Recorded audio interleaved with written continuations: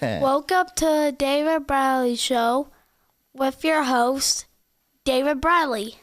Hey, everybody, how's it going? So this is the last show we're going to do, and I think in 1 or 2 days, everybody should be heading to Grandma's to have the big old turkey dinner, and don't forget the cranberry sauce, please. It's just something about that. I just love cranberry sauce. But anyway, be safe out there. We hope everybody makes it very, very happy holidays and all the other good stuff. And we're going to sit down for a few minutes and talk to Miss Remy Garrison. Am I saying your first name right? Yes, you are. Actually, really? Yeah, Remy. Wow. Okay. And we're just going to sit and have a little conversation, and we might even talk about turkeys. Who knows? Hey, listen, I just want to say I'm glad that you shed light on cranberry sauce because that's one of my favorite parts of Thanksgiving meal as well. Dude, I'm telling you, I mean, it's like, I even tell people if I know having Thanksgiving there or something, don't get just one can. Yeah. You got to get at least 2 or 3 cans. But have you ever had homemade cranberry sauce? Not yet. That's what I was going to ask, if it's from the can or homemade. Because I've had the can, but my mom makes homemade, and it is chef's kiss. Oh, man. So good. It is always gone. Can we put an order in now, or? If you want, I got a smooth, I'll slide it in there for Miss Sherry Garrison. You know? There you go. I'd love it. That would be nice. No, I've never had homemade. Have you had homemade, Caitlin? Yeah, that's why I was going to ask. I honestly don't think I've ever had it from a can. Wow. Maybe I'm just I feel spoiled. like can is the most accessible, so it's the most popular and Right. well known. I feel like at most Thanksgiving tables, but if you have someone that can sit down and put in the time and the effort to make cranberry sauce from scratch, it is so good. Man. Now I'm wanting to just sitting here talking about it. I was just like, hey, listen, I'm glad that I could open, the door to new things for you. Well, I mean, mine has always been from the can, you Yeah. know, and I remember I blew my mom's mind one time. I come in from work and there was a TV dinner. Oh, yeah. And I heated up the TV dinner, and then the only thing you hear is me opening the can of cranberry sauce. And she's like, "What are you doing?" And I'm like, "Well, it's a turkey freaking hungry, man, so I might as well have some cranberry sauce to go with it, you know?" She was like, "You've lost your mind." What, okay, this is a question for everyone. When you're making your plate, what are your 3 sides? Mac and cheese, green beans. If I'm not a casserole kind of guy, because there's a lot of different casseroles. Yeah. I'm just not a casserole guy. No, I am. My mom makes hash brown casserole. Mm-hmm. So it's like a different kind of potato. Yeah. And it's really good. I do like dressing. I think dressing is you can have good dressing, you can have bad dressing. Yeah. The one that we get is good dressing, but I have definitely had a fair share of bad dressing as well. Yeah. I love it. Stovetop stuffing. Ooh. I've had that, but I grew up on Mom's homemade dressing. Yes. Which was just the bomb. I mean, as everybody in our family, Mom made the best dressing, and she was always hit up for it, but I went to this one place and they had stovetop stuffing, and I was just like, it wasn't the same, No, it's got to be homemade. You want to know where we get because my mama don't make dressing, but you want to know where we go? We go get it from a meat and 3 place. Yeah. So it's good when it comes from, a meat and 3. Well, yeah. I mean, there's some stuff that I've actually bought from like Kroger or Publix, where back there in the deli where they make it and stuff. Yeah. And it's actually really, really good. I just like got like a load of like dips from Publix the other day for a party, and they were really delicious. So I recommend the deli section actually. Oh yeah. Well, I had an aunt. She had this thing. She loved making baked beans. But the way she made it was she got the Bush's baked beans. Yes. And then she added brown sugar. And then she laid the bacon right on top. Oh my God, you talking about good. Oh my gosh. That reminds me of a really, really, really funny story about Bush's baked beans. And this is not my story. This is my boyfriend's story. Okay. So shout out to Stafford. Well, we were at a restaurant in North Carolina, and it said bean burger on the menu, and he got it. And I was like, I looked at him and I said, I didn't know that you liked vegetarian burgers. And he was like, that's not a vegetarian burger. And I was like, yeah, it is. Like, the patty is made of beans. Yeah. And he was like, wait, are you serious? And I said, yes. And he said, how I like my bean burgers is that I get the meat and put Bush baked beans on it, and then there's the bun. Yeah. So he was like, so he called the waitress back over, and he's like, prove her wrong. Like he looks at, he's like, tell her she's wrong. When it says bean burger, like it's beans are on top of it, right? And she was like, no, like the the patty is the beans. Yeah. And he was like, what? So he didn't know. He did not know That's that funny. a bean burger at the restaurants, or at this specific restaurant, was like a vegetarian option. Yeah. And when he got it, I was like, well, you're gonna have to let me know like how it is, because clearly this is a whole journey for you. Well, yeah. And the one thing he said, he was like, it tastes like a taco. And he was like, I'm biting into it thinking burger, but I'm getting taco. He's like, my mind is really confused. Oh yeah. Well, when he got the burger though, did he put baked beans on top of it too? No, they didn't have the baked beans there. Well, that's because it was made into the burger. Oh yeah, obviously. I know. He's still, I think he's still mourning that. Well, yeah. I mean, such a crusher, man. I know. That's just terrible. I hate it for him. I know. And you know what I did the next day? I went to the store and I bought Bush baked beans for him, and I handed it to him and I said, do you want to make some beans tonight? And he was like, you mean a bean burger? And I was like, yes. Yeah. Definitely. I love it. That is funny as I'll get out. I know. I just had to say it when you mentioned Bush baked beans. I was like, oh, this was recent. Yeah, but like I went from craving cranberry sauce, now I'm craving tacos, and I'm just like, welcome for, food talk with David and Remy. Listen, as a girl who's from the South, like being from Alabama, like we know about our food. Oh, Like, yeah. we take our like culinary in the South very seriously because we know how to make good food. Oh, yeah.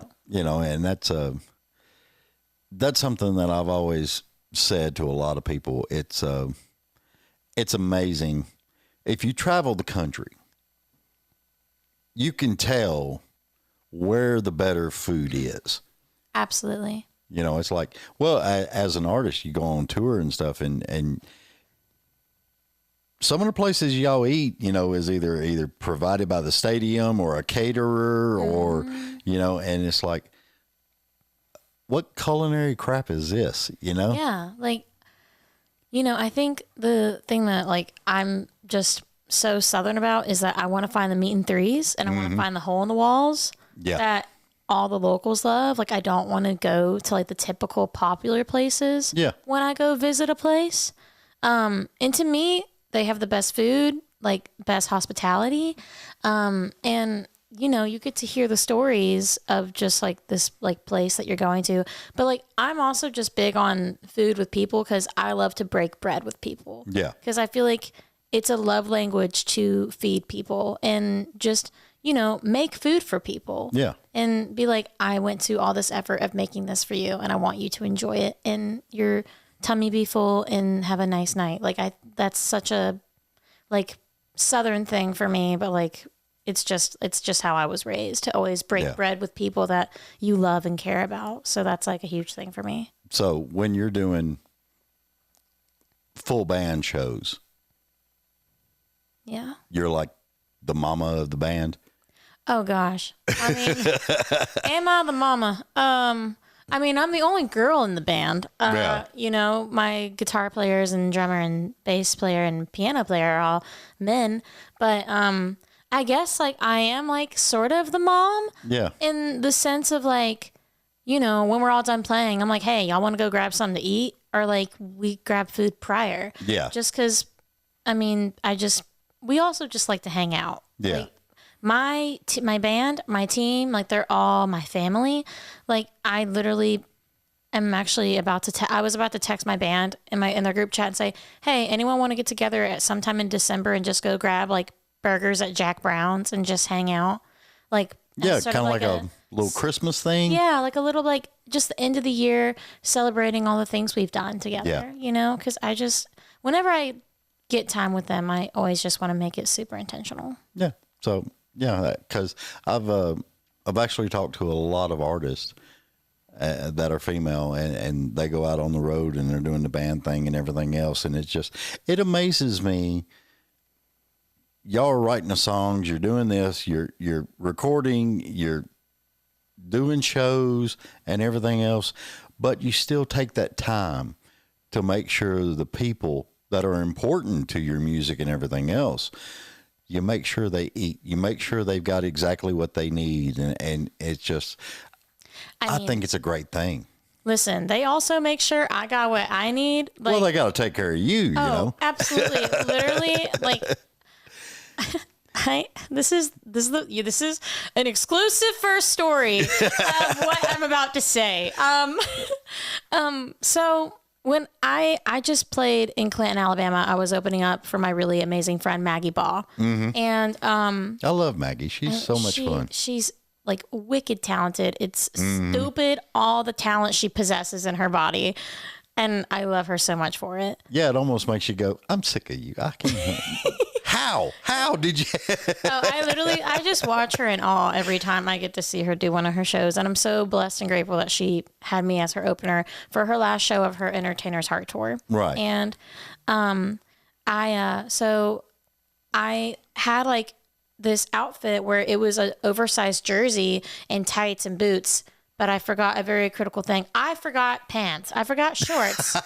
I forgot shorts with this outfit. And I was like, oh my God, like we may not have time, like for me to go like grab like biker shorts at like a Target or like a Walmart, anywhere that's close by.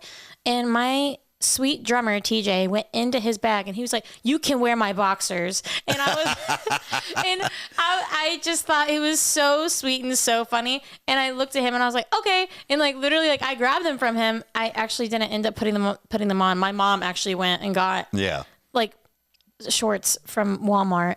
But I just was like, this is literally my family. Like for them to just be like, here, take our clothes. Like, and I would do the thing, like same thing back. If they were like, oh my gosh, like I forgot this, I'd be like, you want my shoe? Like, what do you need from me? So it was very funny. It was also just so sweet and endearing. And like, I gave TJ the biggest hug and I told him how much I loved him and appreciated him. And I was like, I was like, it's like that saying, like, I'll give you the shirt off my back. Well, he gave me his boxers. Yeah, I know. And I was like, you know, I just was like, this is like such a beautiful form of love that he is showing me by doing this. And I love and appreciate him so much. So you could have autographed them and sent them back. Yeah. Oh no. Listen, he puts up with me enough as it is, you know, but you know, he also gets to see the crazy side of me all the time. So, you know, I love him so much. Yeah. It's crazy how all that goes, because I love that camaraderie, that family atmosphere, because it's like I told a lot of artists, you actually have got to get together and get a big team of support, and you got to get that family orientation going on, and you'd be amazed how much easier everything is. It goes a long way. Yeah. To spend time with your people and bond with your people. And that's always something I've said when it just comes to, going out into the community and like you pick your people and they pick you and all that, is that like we may not be blood, but like that is the family I choose day in and day out. And I will say that for as long as I live, that my band is like, they are my people. I love them so much. And, I mean, if they feel like they feel like my brothers, honestly. That's cool. Like, we had so much fun on the road, like, and like the photographer, videographer after the show, he was like, let's take some photos of you. And he had like this light, like this strobe light of like the stick. TJ, my drummer, was holding, and while I was posing, and he was like, I just want you to know that this is the weirdest thing I've ever done for you. And I was like, because he feels like an uncle to me, just because he's like a little older, but like we have like such a fun, like interesting dynamic. And then Dylan, who is my acoustic guitar player, he turns around while this is all happening, and there's two of these like light sticks that are really big. Well, they change color. So the photographer was like, do you want any other photos like from like the like show tonight? And I was like, I have one in mind. And me and TJ both took these light stick saber thingies. One turned blue, one turned red, and we were acting like we were like Star Wars. Yeah. Like reenacting like and like fake impaling each other. And like he was like, the photographer was like, this is so fun and so great. He's like, I don't know if I've ever taken an artist band photo like this before. He's like, they're usually a little bit more like, aesthetically in the brand. You got to do the pose and all this other stuff. Oh yeah. But like, I just was like, I don't care. Like, I was like, honestly, like my brand is messy and fun, and it's just very much in the moment. And I just want it to feel like that. So like, and we play around together. Like I'm not serious. Like, not like, I mean, I am in some moments, but not when I'm with my band and I'm goofing off. Like I can't hold it together. I'm too happy and excited to be around them, and that we're hanging out and we're getting to do what we want to do. So because you're fixing to go on stage and you got to do sound check and all this other stuff. And so me being composed for that is never going to be like it's never going to happen. Yeah. See, that's the only thing I can think now is I'm going to show you the photo. You need to have your mom or somebody turn your Christmas list into them and tell them you want the lightsabers. I know. Here it is. Oh, that is so cool. I know. I love that. He got it like on camera, but this is just like an iPhone post. Like whatever, but it's great. And yeah, I love it. Have you got that on your site or anything? Have you got that on your social stuff? No, not yet.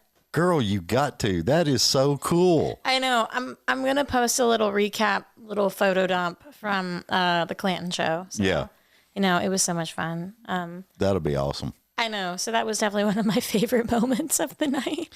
Yeah, because I'm fascinated because you knew the whole saber thing. Because you're a Star Wars fan. Yeah, I grew up watching it.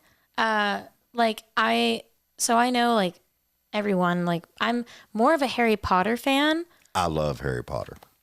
I am a huge Harry Potter. Whoa. I cannot speak. I'm a huge Harry Potter fan.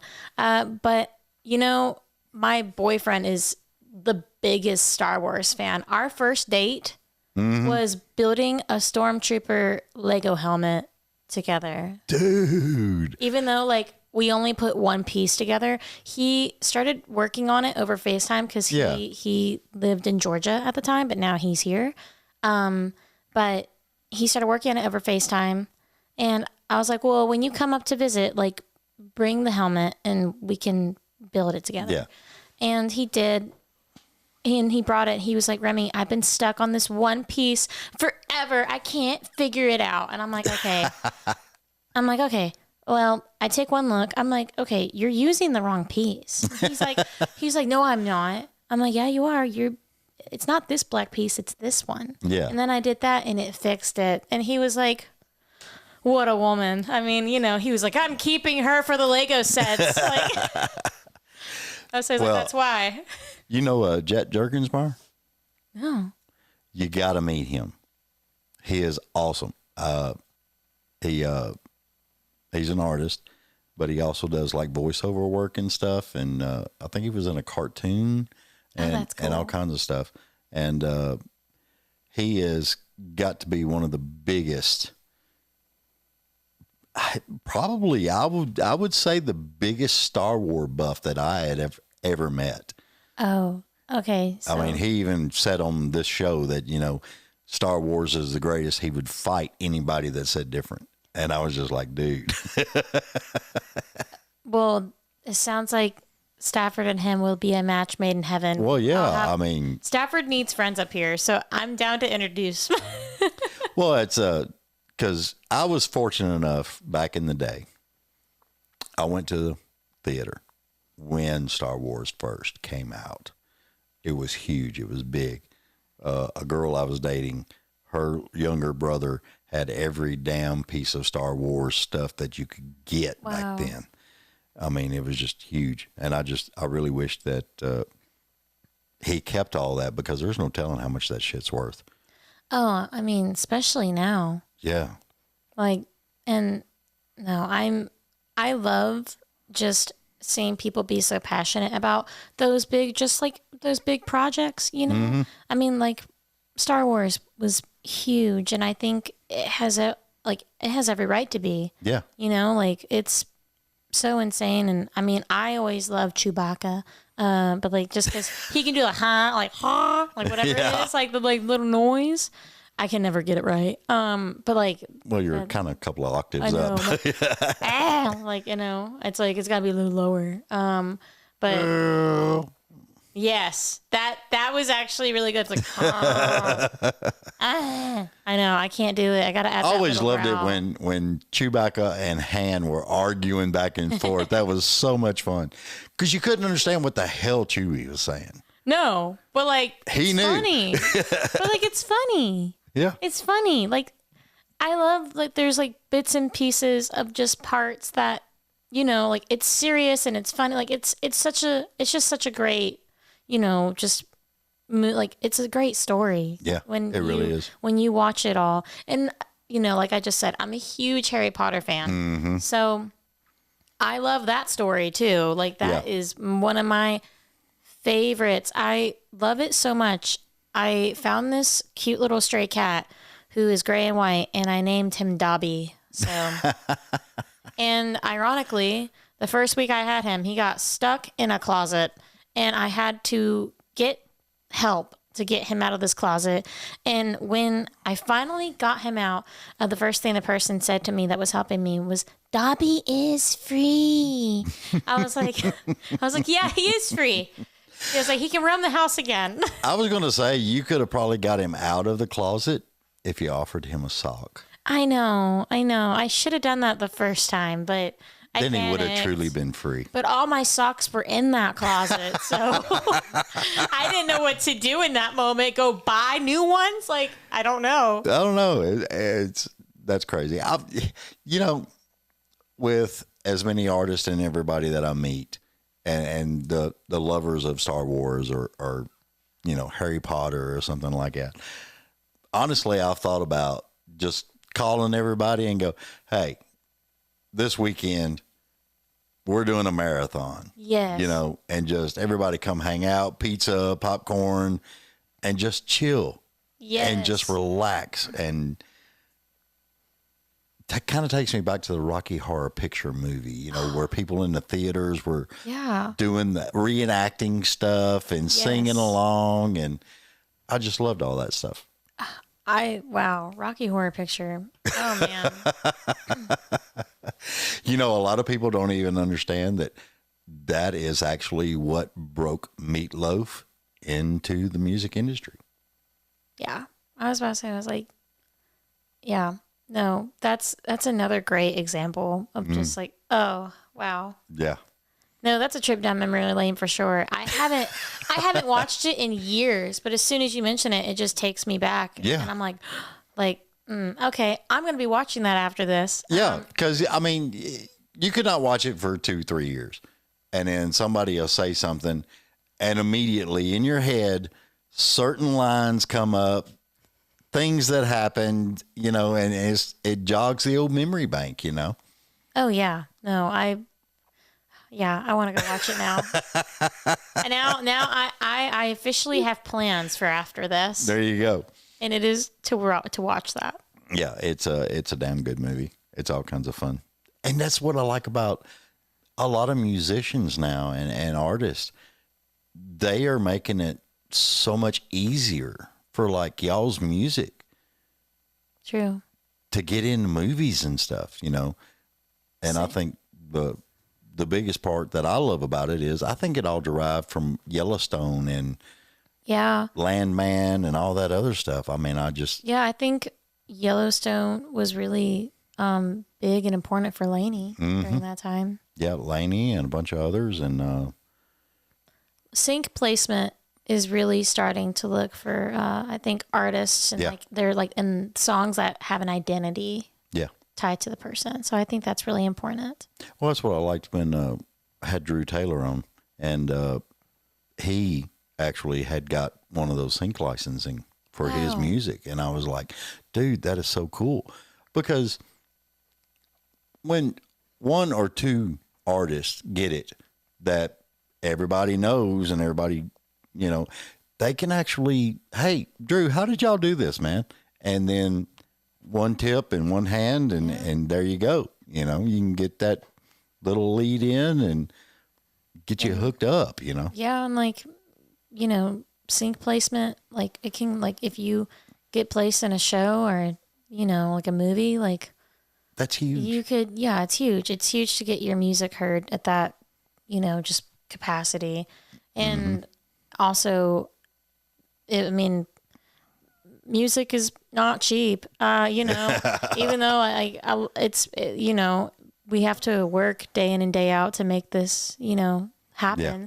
So having that money come from that would be really beneficial for a lot of people's careers as well. Yeah. Because, I mean, a lot of people out there think that you just get on stage and sing. That's all you do. And it's like, nope, you have no idea. I got to go to rights. I need to save up money to, record these songs. Oh, yeah. Because I also want to pay my songwriters. Yeah. If a song does well, it's like I want to do that and upload to just like distribution and and then I have to pay someone to shoot photos for cover art. Yeah. And all of that, and then for content, and like there's so many people and layers and strategy that goes into releasing one song, and then there's like 10 times that when it comes to releasing an album or an EP. Like there's so much that goes into it. Like I think I remember talking to ChatGPT once, and I was like, how many what song, how many hands does it go through? And I think it said like 20 or so people. It's And amazing. that's just for one song. And I think when it's like, if you go through like an album or something, let's like over like 1,000 people that or like whatever that like get involved in that. Well, That's only if you're like, that's typically maybe only if you're signed and like there's a label and all that involved. Like independently, like it's still pretty high, Yeah. so. Yeah, because I mean, most people now, because social media has gotten so big, a lot of us are using somebody to help out with the social media stuff.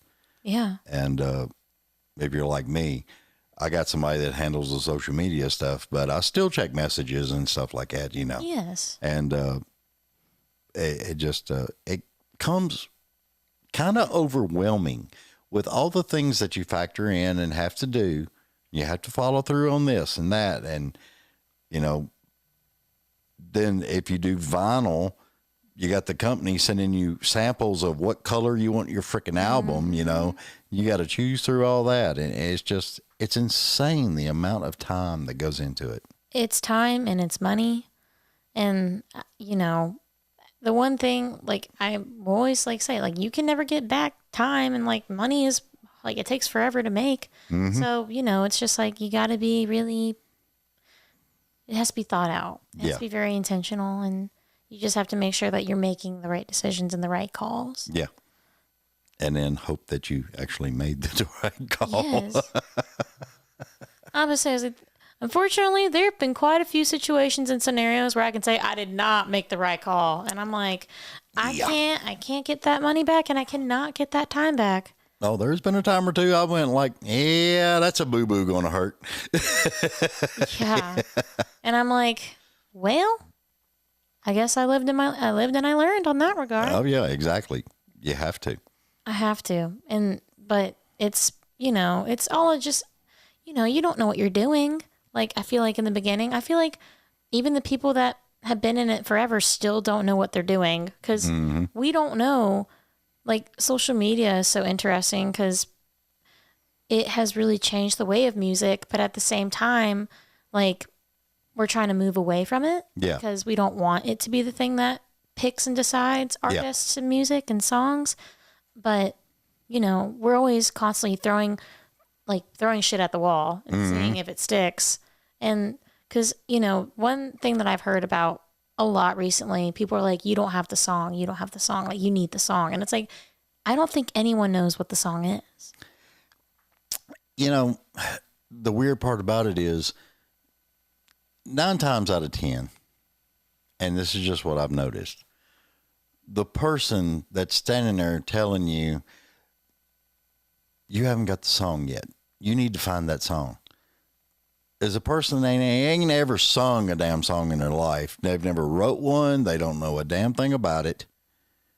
But yet they think they have the authority to, it's not your song. You haven't done it yet, Yeah, and it's like, you don't know that. Like, Shabuzi, a bar song, like, we don't, like, that song popped off, but he's been doing it forever. Yeah. So, like, and Dasha with Austin, like, she's also been crushing it. But the songs popped off, and I think it was because it just was beautifully timed, and just maybe deep down they knew that it was going to do something, so they put all they had towards this one song. Oh, yeah. And so it's like, I don't think it's like you don't have the song. I think you need to choose what song that is going, like, that you're determined to break. Oh, yeah. And you put all your focus and money and time into that one song to give it the best chance in order for it to be successful. Oh, yeah. Because you can, and I found this out a long time ago, because I've been doing this shit for over 40 years. If you come to town and you got $250,000 in your back pocket, give it 6 months, and that $250,000 will be almost gone, but your song will be on the chart.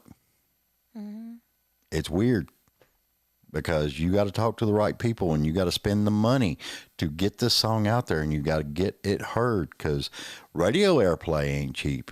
You got to hire a guy, and he's got to take your song, and he's got to solicit, and he's got to talk to all these radio stations, and he's basically out there working his butt off to push your song to be heard. And once he can get it to where it's heard, then it starts climbing.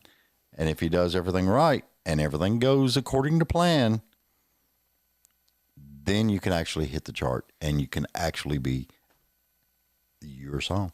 I also think, even as an artist, that's really important. If your song goes to radio, is doing radio tour. And that's also expensive to drive to all these states and cities and towns and talk to people, which I think doing that is the most important thing when it comes to radio. You should always go, sit down, meet with these people face to face, be there in person, and talk to them. Because radio is such important. Like, it's so important, and it's really great to build those relationships. You need to know that it's expensive with the gas and the mileage and all of it. But like when you do get there, like you got to make it worth it. Well, that's what I liked, back in the 80s and early 90s, whenever bands, especially the metal bands and stuff, whenever they were out touring, they would go into the city a little bit early, like the day before or something. Yeah. And they literally did a radio tour that whole day that they were there. It's genius.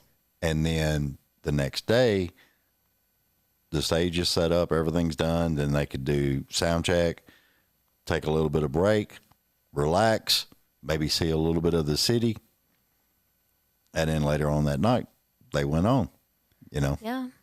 I think it's important that if you're touring and you do go to a radio station, be like, I'm playing tomorrow. Come out. Mm-hmm. Yeah. Like, because I think that's another thing that gets people on board is them watching you play, seeing you live. Yeah. You know, it's like, is it just the song or like, are you great as like an artist and entertainer, like like there needs to be a through line. Yeah. So I think that's really important. See, that's what, that's one reason why I like the whole podcast era now, because I think people that do podcasts, if they're doing video also, then it opens up, because we're worldwide. It's all on the internet. And I think it gives the fans or the people that may become your fans actually see a different side of you, you know? Oh, yeah. And it just, You don't know what you're going to get whenever I sit down. well, yeah, I'll you tell know, you what. it opens up a whole new era of availability to the fans, you know? And I love that. Oh, yeah. I mean, as the artist, I am here to connect and, you know, just put, you know, my life is in my songs. And if anyone can relate to that, like, I'm so happy about that. Yeah. Just because I'm just trying to be a voice for others in ways that they don't maybe feel like they can be vocal about it. So that's what I'm trying to do. Because it's funny, I've always been the girl that's usually quiet and really soft-spoken and, you know, yes sir, no ma'am. Like, just being very good. Yeah. Very good. But when I entered my 20s, I just was like, screw that. Like, I just need to be authentically myself, and I need to write the things that are authentic and true to me. Still be good, still be kind, but, you know, say that shit with my chest. Exactly. And I have, and it has been very well received in that. And people are like, oh, like, that's something like you would say. It's like, yeah. Yeah. It's like, that is what I would say. And, you know, it's like, and you can't media train like that, you know? So. Well, that's why I like, because I see a lot more artists doing the VIP, or they'll go to the merch table after the show and everything else. I love seeing you guys just actually having a conversation with the people that want to take a picture with you or an autograph or something. And it's just like, to me, it really touches me, because that actually, in the 80s and the 90s, that was a rarity. Yeah. You know, you didn't really get to meet that artist. You didn't, you know, you could see them on stage and you could buy their records, but you didn't really get to meet them unless you were in some industry thing to where you could actually go, you know? Oh, I mean, the fans are the reason you're up on the stage. Yeah. Like, they're the reason you have your career. So Yeah. the least you could do is take a picture and sign something. Like, I remember last year I was playing Whiskey Jam, and I felt, actually, no, it was 2 years ago. I felt sick. I was throwing up all day. And Chrissy, my manager, was over, and she was like, do you think you're going to be able to sing tonight?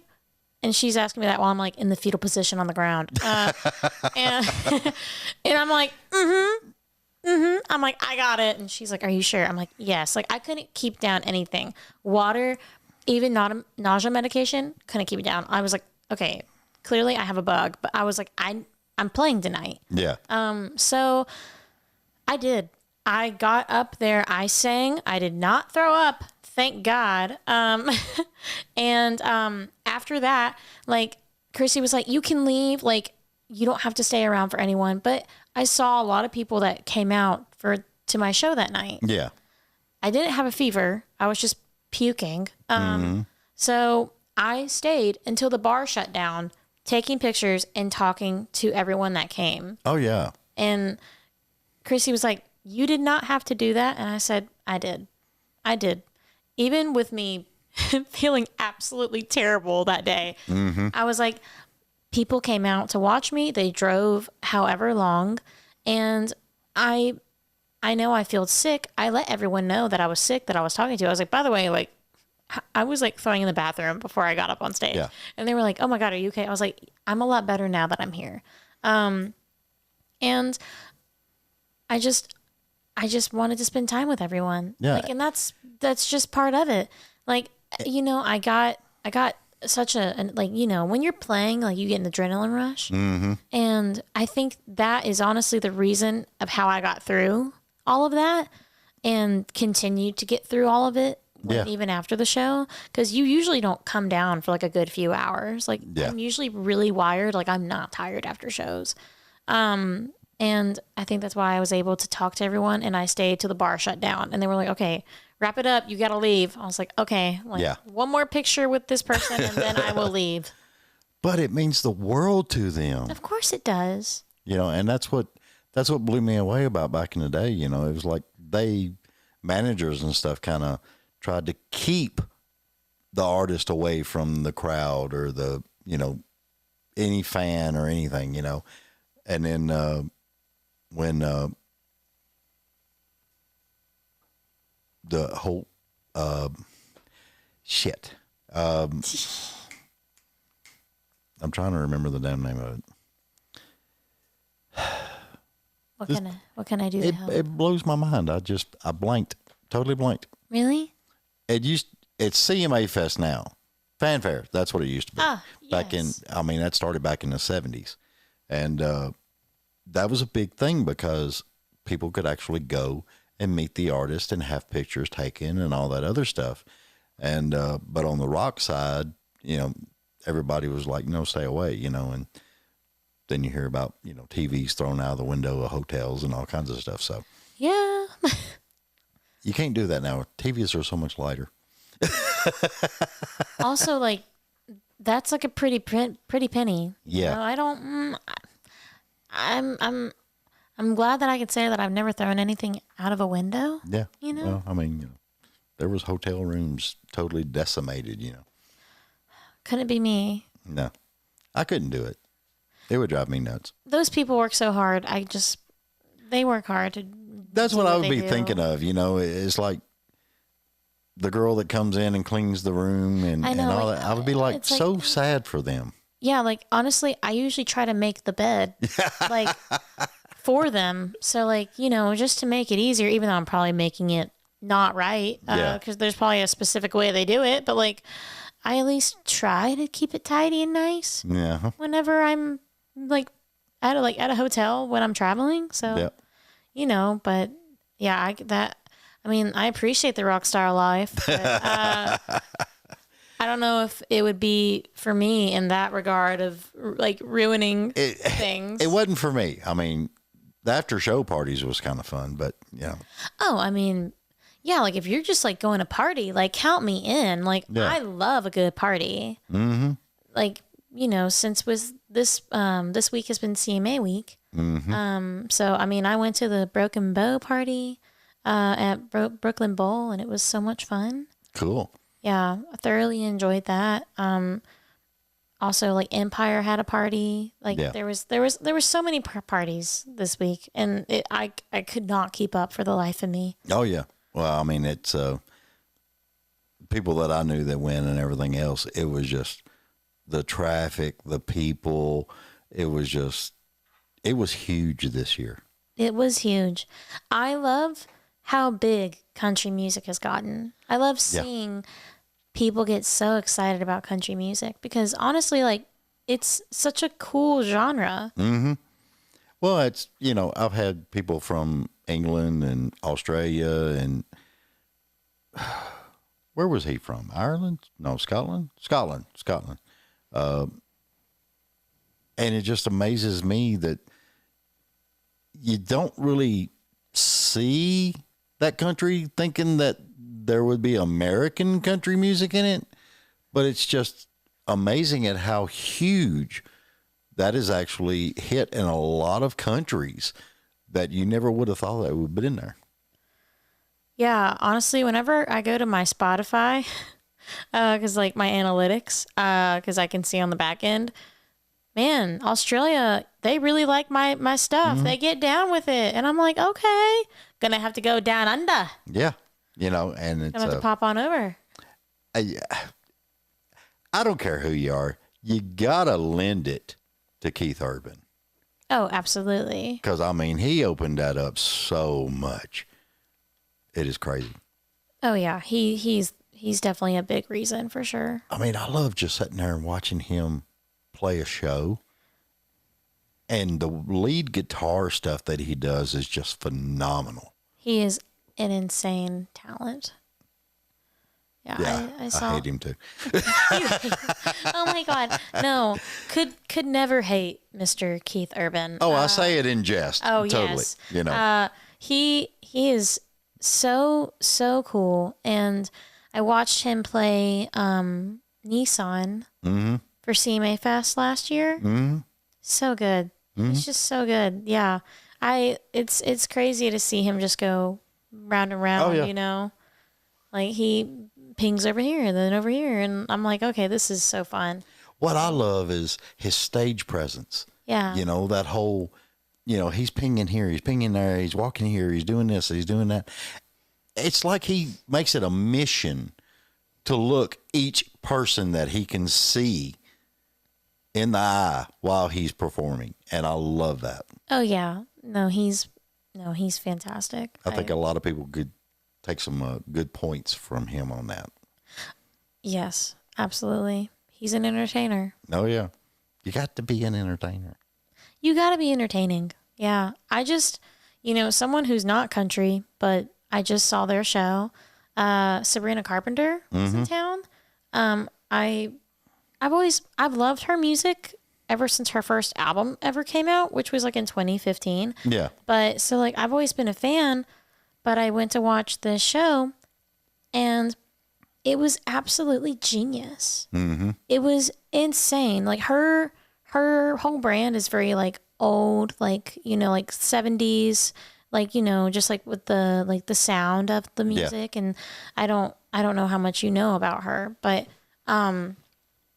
her stage was so cool because I feel like a lot of people lean on like techie stuff and like the screens. Yeah. Her stage was a house. Like it was a house and it was really cool. It felt very like a Broadway kind of stage. Yeah. Which that would make sense because she does have a theater background. But she had a bathroom. She had like a staircase. She had like a den. She had a bed. She had a closet. Like I was like, oh, this is a house. And there was just something really cool about this bathroom scene. She like sat on the toilet for this one song, but then she went over to the mirror in the bathroom. And what I thought was really cool is that mirror had a camera in it to where she's looking at it and then that shows on screen. And I was like, oh, this is really cool and well thought out. And it was called the Short and Sweet Show. Yeah. And it felt very much like a 70s show, like where you tune in and they're like, now, up next, like, da, da, da. Like they had all these really cool like introductions and all that. And do you remember the cameras that have those casings on them? Mm-hmm. Like from like the shows? Well, they were on stage. She had these old looking vintage cameras on stage that were very retro, and she could grab them with this like little thing. She could spin them around, and it was very interactive. It was very fun. That's cool. I thought it was really cool. And then the end of her stage was the heart, but it was a sunken pit. So it was a talking pit. Yeah. Which it was invented in the 50s, but it was iconic in the 70s. Mm-hmm. So there was a lot of cool like odes to like older things, and like there was a modern twist to it. And her performance was very thought out. There was not a single thing that was not intentional. And I don't care if you don't like pop music or this and that, but that show was worth seeing. See, very great. And that's that's another part of the work that goes into the craft. If you've got a halfway good stage show, you've got planning out. If you've got, in the pop music world, they've got all these additional dancers and behind them and all that other stuff, choreography, all that. Oh my God, the stuff that goes into it. No, so her show was phenomenal to a T. I think that was the best concert I've ever been to. Now, when she was standing in front of the mirror, was it a song that she does that was like a self-reflective song? It was her song called Opposite, where I guess it was sort of self-reflection in the way, like the song is like the lyrics are like, she looks nothing like me, but why do you look so happy? Yeah. Like, now I guess I get the cause of it. Like, or like it was kind of feeling like the opposite. Yeah. Like, it's sort of like she's looking at herself in the mirror, like she looks nothing like me. And it's like, oh, like I want to change everything about myself for you to see me and for you to love me. So I guess it was self-reflective in the way of that she was feeling really vulnerable and insecure about who she was in that moment. So it lined up perfectly. Yeah, because that actually touches a different little piece of everybody's soul. I know. Because I know I do it. I know. Have you done that? Oh, absolutely. Dude, I think everybody does that. Yeah. And I thought it was really a beautiful, vulnerable moment.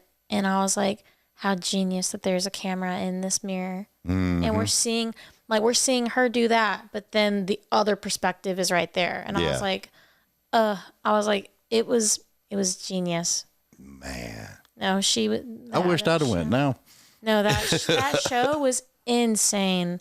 Like, it was so well thought out. And she's also so funny. Yeah.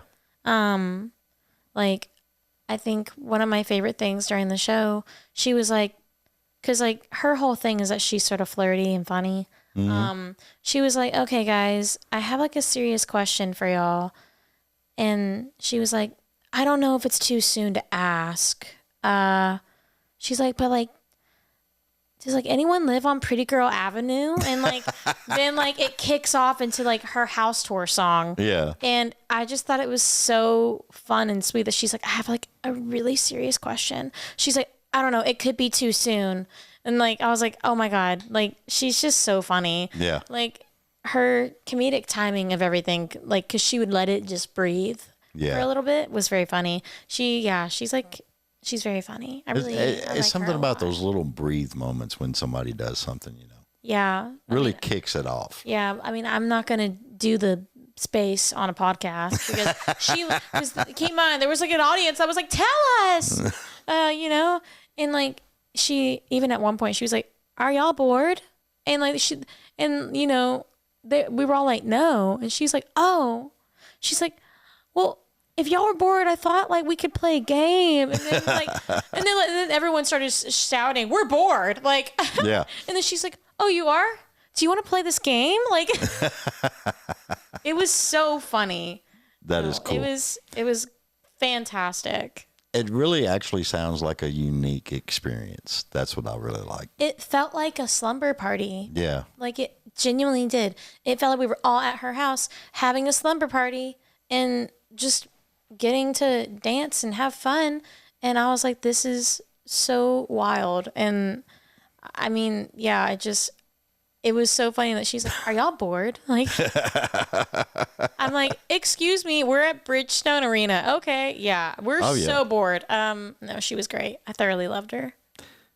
So we're going to have to get off here. Me and you were going to sit here and talk for another 2 hours. Listen, this is why I could never start my own podcast. I'm a yapper. Yeah. Like, Chrissy has always been like, maybe you should start a podcast. And then she's like, wait, now that I think about it, that might not be a great idea. She's like, I think you'd be talking there all day. And I'm like, most likely. Well, I mean, I think the longest podcast I did was like 2 hours and 58 minutes. And it was me and two other guys. And there you go. It was a long, long podcast. But we could beat it. Yeah, we probably could. Because, I think we've only touched lightly on your actual music. Sorry, I just don't talk about me a ton. Just because I love shedding light on other cool, amazing things happening. Oh, yeah. It's good stuff. But what is the last thing you released? Oh my gosh. The last thing I released was my EP called Shh, which acronym it's Sad, Happy, Horny, Yeah. which is so funny. Well, I found it funny that you had the piece over your mouth with the SSHH. Yes. I was laughing about that. I know. Because I was sitting there thinking, what the hell does that spell? And then I was like, oh, wait a minute. That says shh. I was like, okay. No, it was fun to do that photo shoot too. That's my boyfriend's hands. So he made his debut on his first ever EP. There you go. I know. I was like, hey, can I borrow your hands for a second? And he was like, what? You're the hand master. Come here. Yeah, Come I here. was like, come on, get in here, buddy. But no, this project it means a lot to me just because, you can talk about the tape over the mouth and to me, that represents how the industry has always told me to be quiet about certain things, whether it comes to subject matter in songs or how I sound or how I look, and even like how I talk and go about things like in podcasts and in interviews. Just because I tend to fly by the seat of my pants. I have ADD and, I'm not really thinking up here much, but my mouth is just going all the time.